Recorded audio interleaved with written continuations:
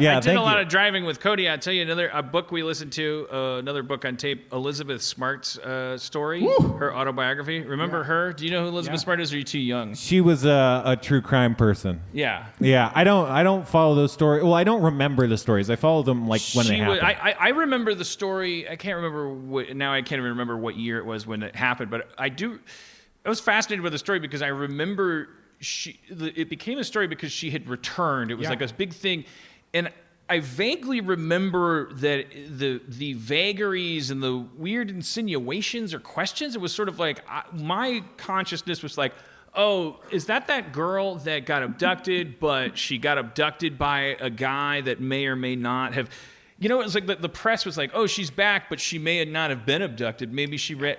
It was like there were... And I was like, so it was really like therapeutic to listen to her book because it was like, oh, God, like ridiculous. Like the narrative of... Yeah, of course you're not going to get that right. This guy just like came into her room. She was 14 years old. He's got a fucking Bowie knife and he's like, get up and get out of bed and come with me. And it's like, it's this crazy experiment. And like, what if you were a good girl and you just didn't like what if you just didn't want your family to get hurt? And what if you just kept doing what you thought was the smartest, healthiest spiritual thing to do? And the answer is this fucking creep who actually turns out to be like the Three Stooges of Charles Manson's. Like, it's actually kind of if you detach yourself from her plight, like the guy emerges as a sort of comedic character because he keeps, while he's with her, he takes her like out of her house and like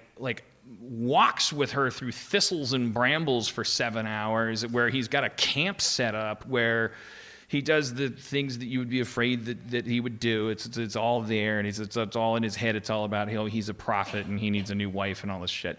But and she goes there tastefully, but also like she's really very she's 25 at the time she's writing the book, and it's very healthy, very inspiring how like fucking like she's just like, yeah, then that happened, and like it's odd. It's honestly odd. I think she's Mormon too, right?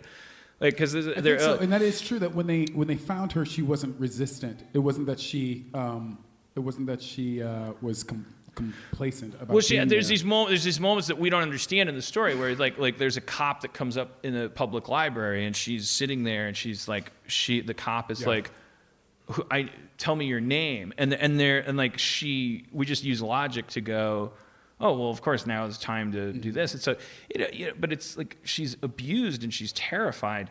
The interesting thing about her book is that she swears like she's very adamant about the fact that this is different from Stockholm syndrome. And she's trying to make the point. She's a victims' rights advocate now, and she's like very, very adamant about this, which I think is just incredibly interesting. If I thought I was a good interviewer at all, and I didn't think that I was gonna I was such an interesting person to talk to, but I would never want to go near somebody that I could ever like accidentally hurt with my insensitivity. But she just seems so fucking robust and it's revenge. So greatest revenge. But she's like I was never. It's not Stockholm. It's like I never had empathy for this fucking dunce. I think she makes fun of him for the whole book, and it's like I took him at his word. I was 14, and he was the guy with the knife, and he kept saying over and over again, if this ever ends.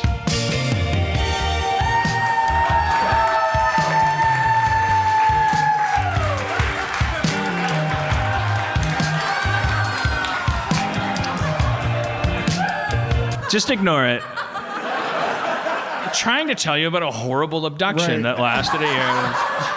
But she was like, I took him at his word that if this ever ends and it's at all your fault, like if you ever drop the dime on me, like I will figure out a way to kill your family. I'll kill your little brother. I'll kill, just over and over again, telling her that. So that's what she's experiencing in these moments when people are coming up to her and going, hey, are you this kidnapped girl? And she's like, she's screaming in her head, don't involve me in this shit. Fucking save me. It's very, very interesting. There's also a little bit of a backstory, perhaps, about the community that she was raised in, and the fact that if you are already mildly abused, or if you've already been in a society that denigrates women, when someone comes to abduct you, you may play along. Yeah, I mean, So like her that's advocacy afterwards sounds like that's the way to do that.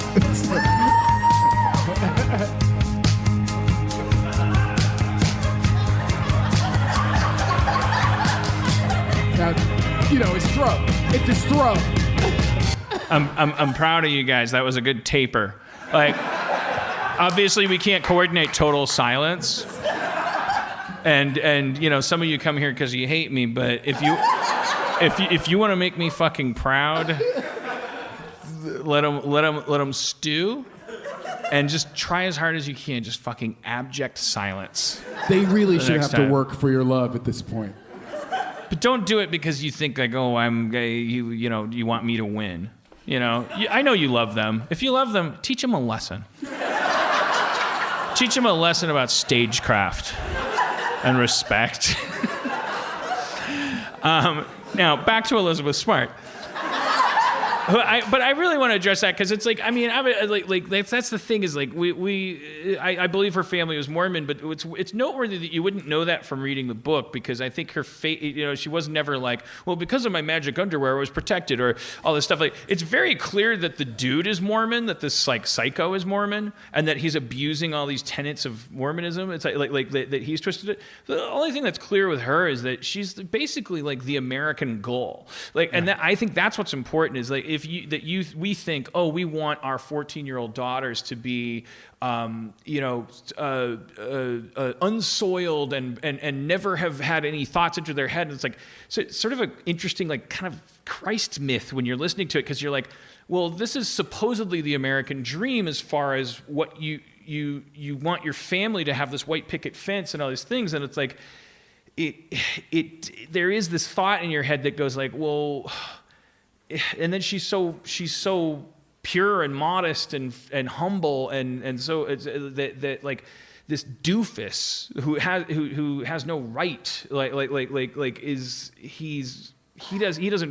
he's exploiting it. Like, she doesn't know she's being exploited, and it's a real roller coaster that you go through when you're listening to the story, which is why it was kind of eye-opening to me, because the other half of the time, all you're thinking is, as in that South Park episode where they meet the Mormon, it's like the other half of the time you're going, Jesus Christ, I got to convert to this fucking religion, because this is some powerful shit. Like, this girl survived some crazy shit, and it was specifically because of her faith. Faith.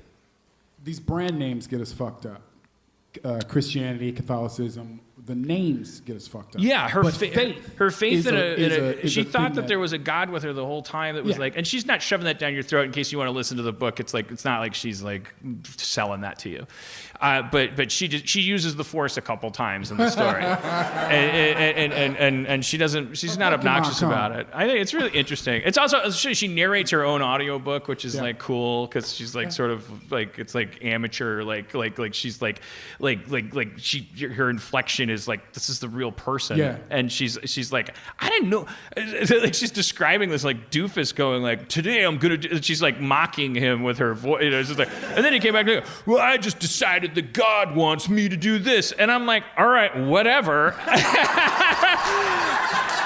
And you're trying to tell me that Selena Gomez could play this role? I think the feeling that left me with a net positive was like, wow, you could be a 14-year-old girl and have the worst possible fucking thing happen to you for a year of your life, and you could emerge. She was like, she's just a regular person. Yes. And she actually keeps pointing out, she's like, actually, she doesn't want to say I'm glad this happened. But she's like, I'm grateful for. She's like, if it hadn't happened, what would I be? Some schnook that doesn't know how bad it can get, like kind of thing.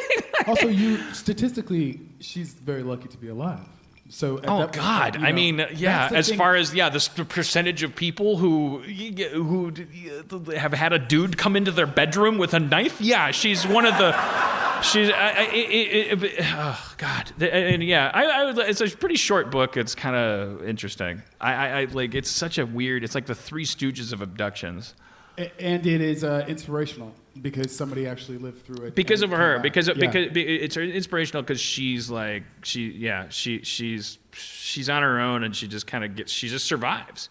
And it's a bummer, a culture where survival is the new success, but sometimes that's the thing you need to remind yourself of, I guess. I don't know.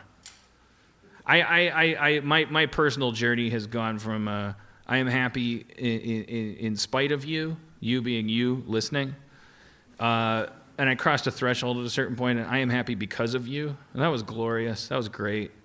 And I am now entering my third act of I am now again happy in spite of you.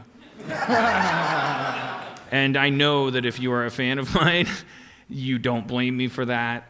And that's why I love you, but like I can't keep coming to you for happiness. I gotta be 45 years old and be like, here's how you're happy. If a 14-year-old girl can do that in a fucking tent where she's actually being like, yeah, I feel you truly believed that everyone should feel that way. That was true belief applause. That was not. He was like, that was not like Beastie Boys, like irony generation applause. Like, yeah. That was like, he was like. I am shocked that you all did not help your boy out. But don't feel shame because you're fine the way you are. Just next time, sit at the back of the house, then they'll all hear it and be like, if you do it down front, people are like, look at this dumb motherfucker. It's funny. He was the one who was like excited that you were embracing internal forms of motivation, and everyone else, like, they didn't clap at all because they weren't similarly internally motivated to clap. Yeah.